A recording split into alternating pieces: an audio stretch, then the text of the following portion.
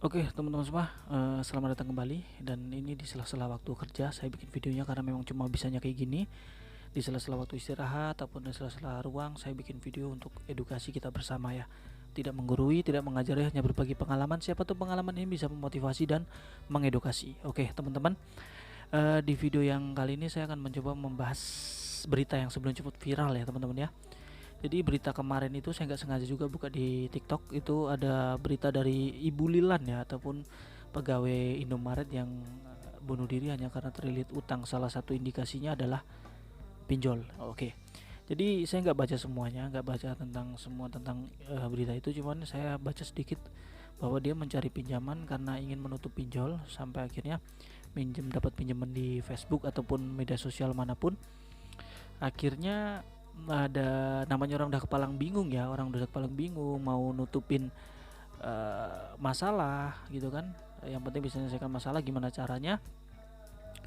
Akhirnya dia dapat pinjaman di Facebook dan itu ternyata ada administrasi besar 4,5 juta dan dia pakai uang kantor ataupun uang toko lah, kurang lebih kayak gitu ya, bukan uang pribadinya. Dan ternyata itu adalah penipuan, dia tertipu di situ dan dia makin depresi. Akhirnya dia bunuh diri. Oke, berita ini cukup miris banget ya karena didasari dengan pinjol. Nah, tapi apa poin yang bisa kita jadikan pelajaran adalah di sini, pertama gini. Semua ini tentang yang namanya kekuatan mental, teman-teman. Saya tahu, bahkan saya pernah ngalamin dan kita semua tahu. Buat yang senior-senior udah galbay itu pasti juga tahu kalau yang paling sulit kita lawan itu adalah rasa takut atau rasa malu, ya kan? Takut disebar data yang berujung malu, takut ya segala macam. Pokoknya intinya kita cari cara gimana pun caranya supaya bisa bayar hutang pinjol ini, bisa ngangsur pinjol ini gitu, sampai jual barang segala macam. Suatu hari saya akan membuat salah satu video, saya akan ceritakan tentang bagaimana saya melewatin pinjol dan dari mana saya memulainya galbay gitu ya. Kenapa? Karena saya terinspirasi lagi untuk bikin video ini juga karena ada salah satu rekan kerja pernah kerja bareng sama saya. Dia sering ada telepon nggak diangkat segala macam, sampai akhirnya saya nggak sengaja lihat bahwa itu dari debt collector. Dan akhirnya saya tanya segala macam, dia terbuka karena saya jelasin ini video-video saya di TikTok, di YouTube. Ini saya bahas tentang edukasi pinjol dan baru dia terbuka sama saya. Dan sama halnya, sama dia malu segala macam, malu dari lingkungan, malu dari ini itu, malu dari ya segala macam lah. Dan sampai akhirnya bingung kan gitu, malu-malu sendiri segala macam, bingung cari jalannya gitu. Sampai akhirnya ya saya kasih saran, ya banyak kok teman yang galbay, banyak kok teman yang kayak kita. Jadi kita bawa tenang aja dulu, nanti setelah tenang baru jalan keluar itu akan datang ya. Kenapa saya bilang demikian? Kalau kita dalam masalah yang besar, kita berusaha untuk mencari solusi dan atau mencari jalan keluar dari masalah itu akan sangat sulit, teman-teman. Kenapa demikian? Iya, karena pikiran kita tuh sedang kacau. Makanya jangan pernah memutuskan sesuatu hal saat pikiran sedang kacau.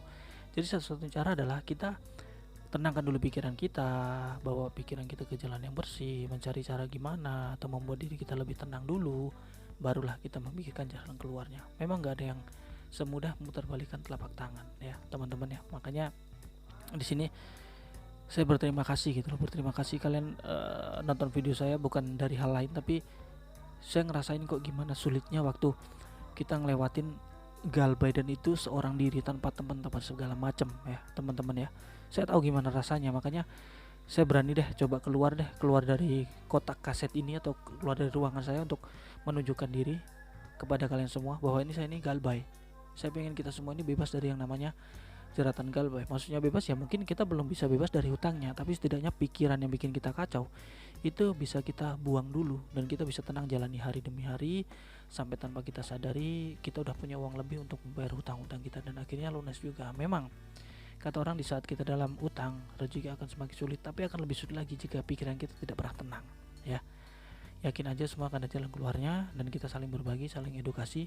Di sini saya juga punya pengalaman ya, mungkin pengalaman A tentang pinjol, tapi kalian punya pengalaman B tentang pinjol. Jadi kita berbagi, silahkan di kolom komentar ataupun di grup Facebook juga ada, saya taruh di deskripsi nanti. Oke teman-teman, di masjid sudah azan dan saya akhiri video ini sampai di sini ya, semoga bermanfaat.